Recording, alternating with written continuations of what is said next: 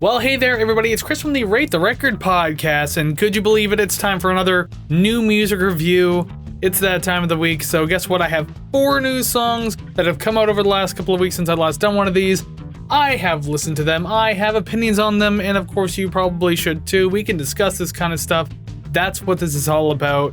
So just before we get started, I'm going to go ahead and remind you that if you like what you see and or hear today, make sure you do one of the following I'm about to list to show your support for the show, and that is like, subscribe, rate, share, comment, and follow. 6 quick, free, easy things you can literally do right now. You can wait till the end. The choice is up to you, but I implore you, go ahead and do one of those things. It's fantastic, and I'm very grateful for it. So without further ado, let's get into the reviews.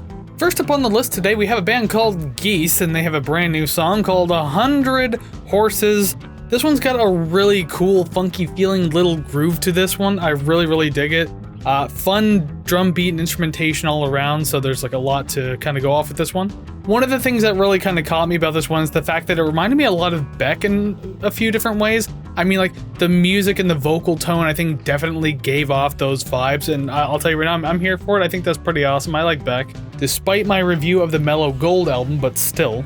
It's simple enough all around in this song. There's not too many hills and valleys, but it does have that really fun, dancey life to it that actually still keeps you engaged regardless. And overall, I can actually say I actually really dug this one. I thought it was pretty interesting. I've never even heard of this band up until now, so quite the interesting introduction, if I do say so myself.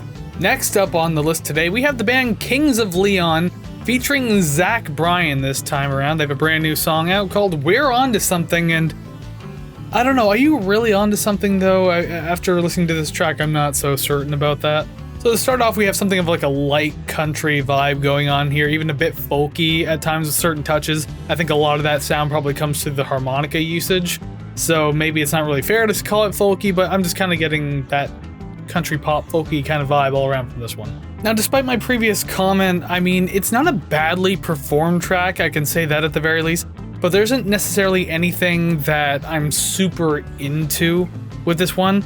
I mean, there's a point towards the end where it starts to pick up a little bit. I'm like, okay, let's see how this one wraps up and ends, but ultimately it just doesn't really go anywhere, so it's hard to like it that much.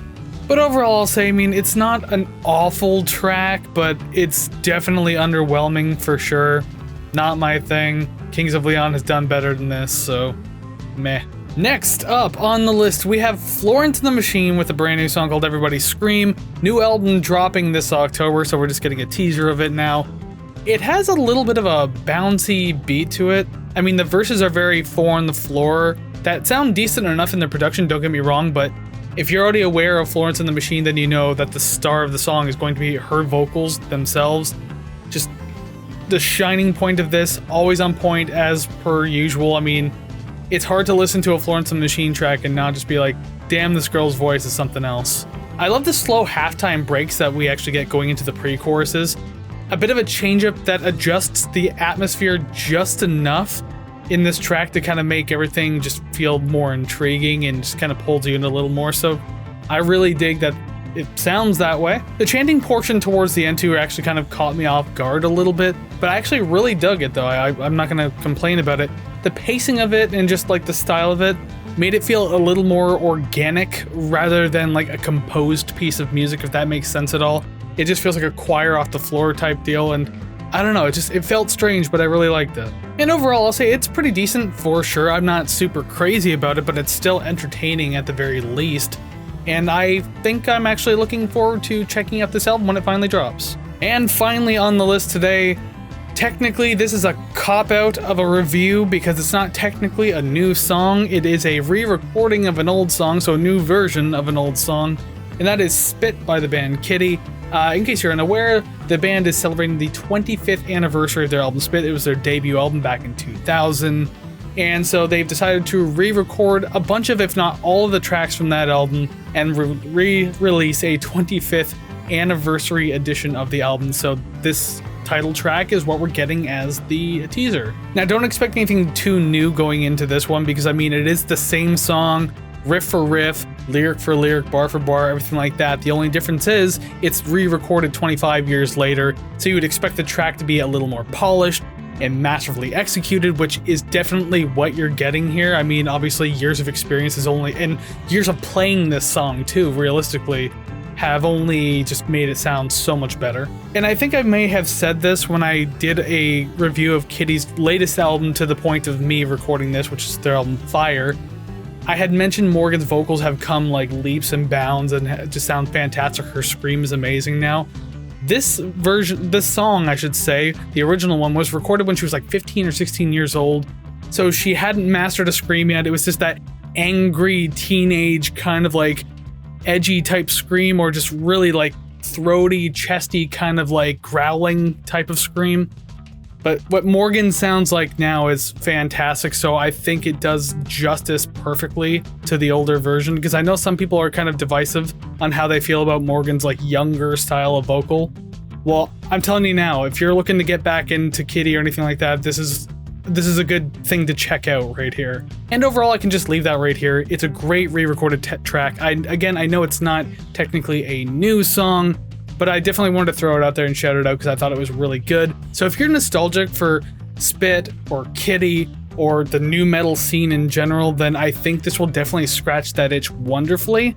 And to be honest, I look forward to hearing the other tracks that come out for this one. I know one of them is going to be the song Charlotte, which is the song that originally got me into Kittie in the year 2000. So I definitely am excited to hear that redone like in a masterful kind of way now. And that's all I have for the new music review today, so thank you very much for joining me, hanging out and listening to these songs and reviewing them with me if you did, or maybe just listened along. But regardless, whatever you did, and if you have opinions on these songs, do me a favor to let me know down in the comments below of what you thought about these songs.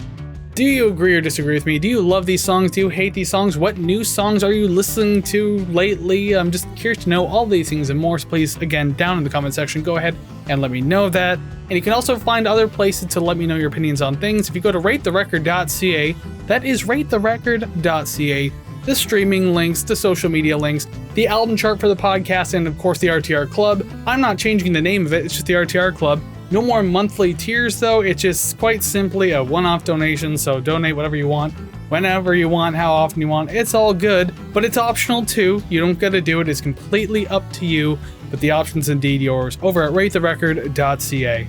I'll keep the channel news brief because there's not a whole lot going on anyways.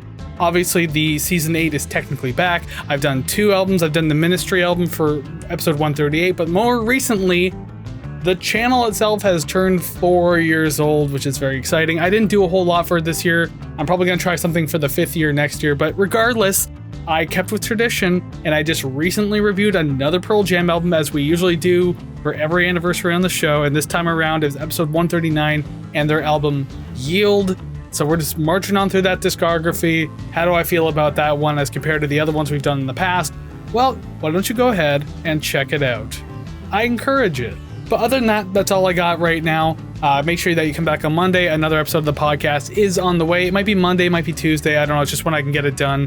I'm not being super consistent with the schedule, but it is going to be episode 140, and we're taking a look at The Cure's album, The Head on the Door, for its 40th anniversary. So I'm excited to get into that one. Check it out. I mean, I got Robert Smith behind me on my wall, so I mean, this guy, he'll be here Monday. I mean, he won't physically be here, but his album will be here, and we'll be reviewing it. So I hope you'll join me then. So until then, go listen to even more awesome music. I'll see you again real soon. Take care, friends.